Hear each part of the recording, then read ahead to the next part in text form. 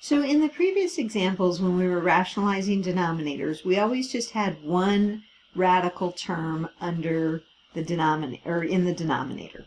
And now we're going to look at what happens if there are two terms in the denominator, and either one is a radical or both of them are a radical. This first case, we're just going to have one radical. So let's say we have something like 1 over a plus the square root of b, something like that, okay? So a lot of times students are thinking, oh, okay, I'll just multiply by the square root of b, and that'll take care of the problem. So watch what happens, though, if you were to multiply by the square root of b. So they're thinking, okay, I understand all the other videos, rationalizing, and, I'm just going to multiply by this.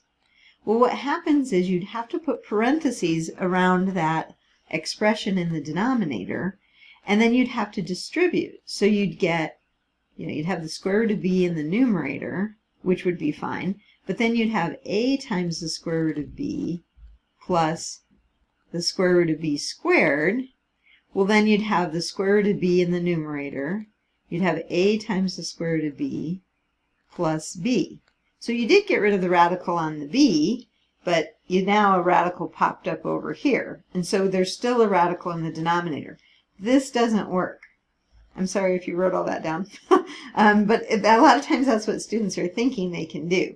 But that doesn't work. Okay? So now we're going to show you what does work. So you have 1 over a plus the square root of b. And what we have to do is multiply by what's called the conjugate. So back before we talked about what a conjugate was, and we'll review that. But it's going to be a minus the square root of b. And then great things are going to happen because this is going to take care of our radical situation. All right, in the numerator in this case, we would get a minus the square root of b. And then in the denominator, we'd have to FOIL this out. So we'd have a squared, that's fine. We'd have a negative a square root b, but we'd also get a positive a square root b, and those are going to cancel out. That's the whole point of this.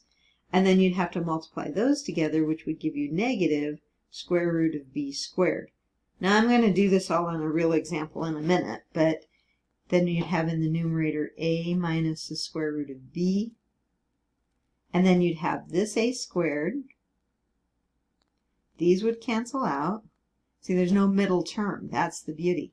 And then this simplifies to minus b. And now you don't have a radical in the denominator. Now I just made this example up. That's why I said it wasn't a real example. But the radical's gone from the denominator, and you've rationalized the denominator. Okay, so now we're going to take that principle and apply it to an example, example 7 here. And so I look at the denominator.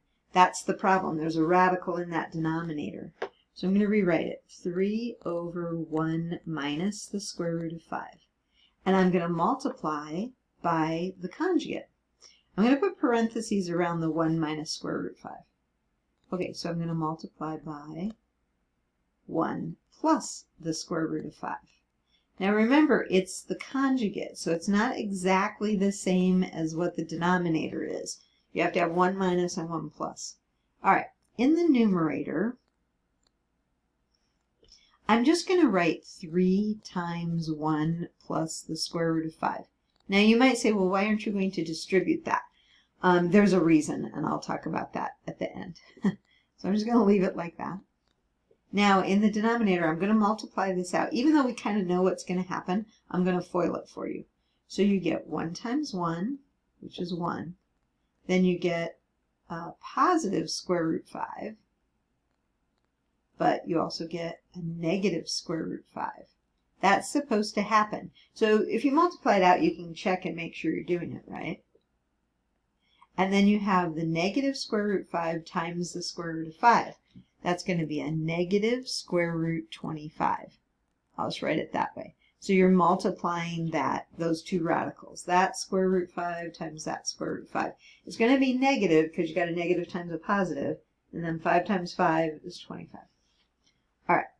Now in the numerator, I get 3 times 1 plus the square root of 5 over, and I have a 1. Now those radicals there are going to cancel out because one's positive and one's negative. And then I have minus, but I know the square root of 25 is 5. Okay, now what's 1 minus 5? Negative 4.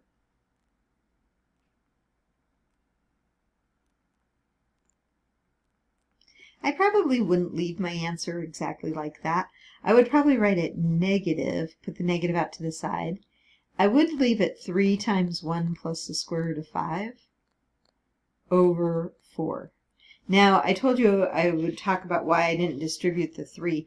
The thought was maybe that 3 would cancel with the 4, like if the 4 had turned out to be a 6 or something, that maybe I could have done some canceling. So if you want to distribute it now, you could. I wouldn't. I'd just leave it like this. Okay. But there's a little leeway on your final answer there.